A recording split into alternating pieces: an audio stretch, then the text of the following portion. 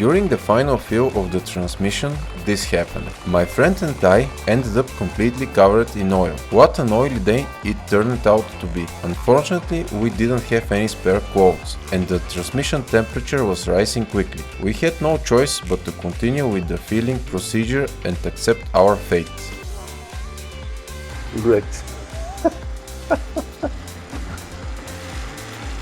I received an oil shower.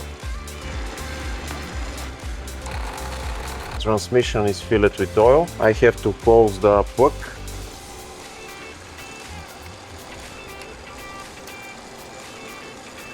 Special edition Pernic wrench, and the final torque was applied, and the transmission is now done. Oil man.